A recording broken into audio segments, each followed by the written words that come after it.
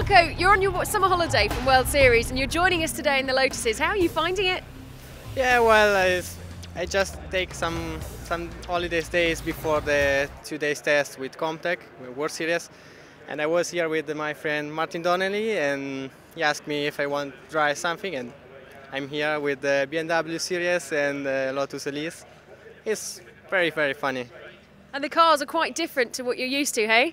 Oh yes, big difference. Especially also the first time for me to drive with left side gearbox, so it's big strange, but it's just funny and just take it easy and make a good races. It's now time for classes B and C and the 211s to take to the track. Now the top 10 qualifying positions have been reversed and putting Steve Williams on pole. Let's take a quick look at the grid.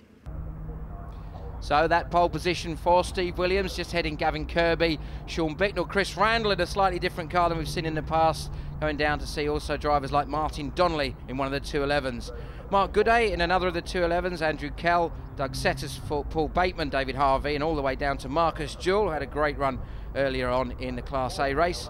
Phil Chatterton in the Audi Turbo version of his Elise, and there's Marco Bonanami, who we saw being interviewed earlier. In fact, qualifying but electing not to race. John Townsend and Vital Chuan end up rounding out the grid. So engines revs rise and away they go. Good start from both the front row men. The 6 car charging through the shot there of Andrew Walsh, winner last time out. And as they turn into Rich's very, very packed grid, all falling over each other as they turn into the double apex right-hander. In fact, falling over each other quite literally is Chris Randall and Gavin Kirby, and Chris discovering the cornfield on the exit of Rich's corner. That's happened to many a driver in the past. Rob Bath, you've joined me. Ever been in the cornfield there, Rob? Once or twice. Chris Randall, a quick reverse though to get himself out of that field, riding on board with Martin Donnelly in one of these 211Rs. Looks to have a little problem going down the back straight for the first time, but the grid, a lot more 211Rs in it today, Simon, and Gavin Kirby, the man off at turn 1, was one of them. Yeah, it looks like there's going to be a good scrap between them. We see a couple of the cars coming through the pack there. In fact, now, as Gemma mentioned on the grid, we have a class all of its own for 211Rs, which is fantastic.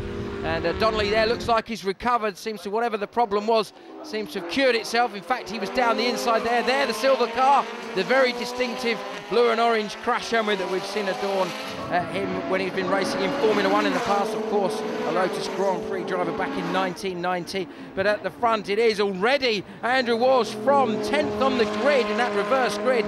He's worked his way into the lead. And on board with Adrian Mardlin, one of the 211s now, starting to put pressure on the man that was on pole, Steve Williams. Andrew Walsh, though, stretching his lead at the front. The pace of that Elise he has is just ferocious. Looking at the speed of the car down the straights, it just gathers momentum so fast. Mardlin still hasn't made his move on that Elise ahead of him, though. He's got to keep it nice and neat as he comes through the next 2 corners, then perhaps he'll have a chance down at the Russell chicane. Yeah, it's quite a good place to get a good run with the extra power and traction. Of course, you can run a version of traction control on those cars, so that really does help, especially when we've seen some different conditions, as has happened occasionally so far this season. Andrew Kell in the 67 car under pressure now from Donnelly. Looks like Donnelly's going to make his move. He does, neatly does it down the inside, and not only a fantastic driver, but a gentleman with it, Rob. Yeah, a little wave there, thank you very much. Cleanly through, got a good line through the exit element of the Russell chicane, and yeah, he moves up another place. Ooh, very, very close there. Well, this time Gavin Kirby and Chris Randall managed to avoid each other. Scraps continue throughout the field. The 39 car, Simon Deacon at the back of that little pack. The 23 car with some damage on the front is Gary Broad. He had a monumental spin in front of the pack in the race earlier today. Riding once again with Adrian Mardlin. This time gets a better run out of Riches down the inside of Williams, late on the brakes.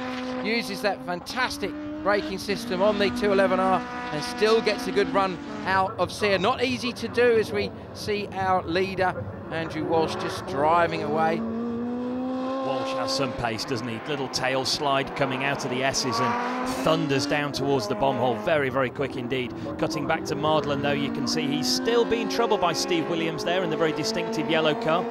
Yeah, Andrew Kell trying to join in the fun, but really Walsh has once again just driven away. Well, we saw him in a handicap race earlier this season at Horton Park, start pretty much at the back of the grid and work his way through to win just so the handicap worked for him. And this time He doesn't seem to have any other handicap other than just keeping it on the road, keeping it smooth. Interestingly, he drives without gloves on, Rob, which is an unusual thing. Most drivers we see using Nomex gloves, but perhaps he just enjoys the feel of the wheel a little bit better that way. Yeah, interesting too is the pace of Martin Donnelly. We saw on the opening lap he was dropping back. I've been keeping a close eye on his car and his lap times, and no problem. So maybe it was just a misgear, or perhaps he was stuck in gear on the opening lap, perhaps. Yeah, good scrap again. Chris Feller in the number 30 car under more pressure from Simon Deakin. They're both falling over each other, avoiding each other, but certainly finding it very, very difficult. Now, as we said earlier, there is a class of its own now for the 211 cars, and the 54 and 42 cars of Paul Bateman and Mark Gooday enjoying a scrap there, as we once again see Chris Randall just working his way nearer and nearer the front. Without that spin that he had at the beginning, who knows where he would be at the moment. I think he would have been putting more pressure on Walsh. These two just at it all the time though, Rob. And these cars, there's about 270 horsepower going through the rear wheels, but a tremendous chassis. Yes, very lightweight chassis, little 1.8 Toyota engine, supercharged, as you say, rear wheel drive, and really lively, great fun to drive. And it's great in this series, you see not only a mixture of different types of chassis, we see the 211Rs and the Elises, Exiges, etc., but also a real variant in the power units that the driver's using. Some using engines based on the Toyota unit that you'll find as standard, others using things like Hondas. We've even got an Audi turbo engine in there as well, and the Duratec engine that Steve Williams has decided to use. But look at these three, they're at it all the time. Kirby coming back now and putting more and more pressure on the cap, going slowly now. Looks like that could be a retirement for Gavin Kirby, Rob. Yes, Gavin Kirby in the 95 car did slow significantly coming into turn one, and the car looks a little low at the front left corner. So yeah, Kirby struggling with something.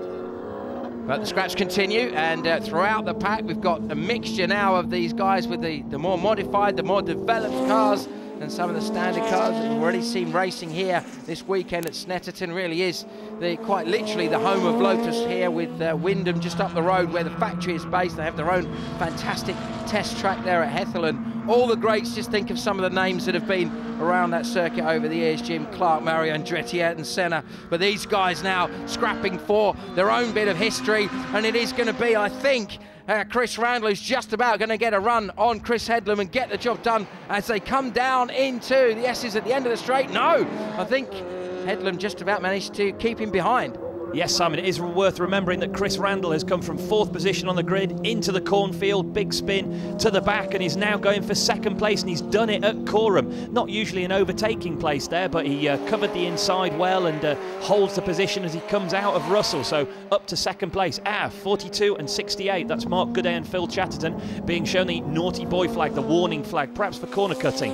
Yeah, it's easily done here, Rob, isn't it? Because you've got some very wide, flat curbs. It's very easy just to take a bit too much of it, which the officials tend not to like too much. 18 there, Williams just getting a little bit wide, but this scrap continues. Certainly Headlam's not giving up in the middle of that. Chris Feller in the silver car just getting a little bit in the way there. Didn't quite see him coming, and you see that it's usually a double apex corner, Riches. I think he had to make a 3rd apex that time, did Headlam? Yeah, Headlam crashing over the inside there. Very, very unlucky to get caught out by the traffic because he was still right on the back of Randall's car, but Steve Williams making good progress through turn 1 and picking his way through the traffic. A little bit of a wobble going through. They're very easily done. It's such a quick corner. If you stand and watch on the inside there, it's a great place to really see the cars working hard, and it just reminds you just how good the chassis are on these fantastic cars. But the man who's really just been absolutely superb, worked his way to the front in just over a lap, I think it was Andrew Walsh, is once again looking like he's going to take a victory. Certainly has left the rest of them in his wake, and this man here, Chris Randall, without that spin, without those dramas, who knows how close he may well have been. Certainly on lap times, there's not an awful lot in it. Just a 1/10 of a second between them, Simon, so they're very, very close pace-wise, but Walsh leading the field by over 10 seconds. And the scraps once again continue. You see Martin with riding on board with him. He gets a good run, passing one of the cars in the lower classes there, and just keeps it neat and tidy. At the back of that pack there, once again, Williams. That car's very, very lively through the fast corners, but this man, once again, just slides the car. He certainly enjoys all the power, and it looks like it is going to be yet another victory for Andrew Walsh. Takes a checker flag, drives away from the competition. Superb job here at Snetterton, and understandably is delighted to just bring the car home neatly, as is that man there, Chris Randall, waving happily at his crew and at the guys on the pit wall. So Walsh from a determined Chris Randall and then Chris Headland. Martin Donnelly recovering from those problems he had on lap 1, and a good drive also from Ben Pitch in the 78 car. Class A, another great day for Marcus Jewell. Class B, Ben Pitch, Steve Williams and David Harvey. The 211 class, Adrian Mardlin, Paul Bateman and Mark Gooday. And Class C, Walsh wins that as well from Randall and Headland. So 4 classes mean 4 drivers on the podium. A bit crowded, what with trophies and garlands, and some very happy pit crews as well.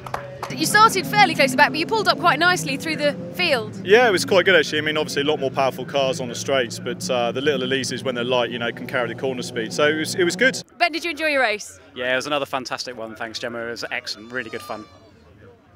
Thank you. Do you want to say any more? It was quite exciting at the beginning.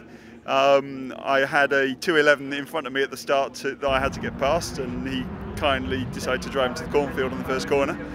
So that solved that problem. But I had a really good race with obviously Martin Donnelly and Ben in the Class B car, so it was really good. Do you think Randy would have caught you with a few more laps? No. Did you enjoy it? Yeah, the car was great. All the overtake manoeuvres worked as I wanted them to. It's just marvellous. Excellent, well done, thank you. He's no stranger to the podium, Andrew Walsh, and what a fantastic race he drove as well. But that's it from today here at Snetterton. We'll see you next time from Cadwell Park.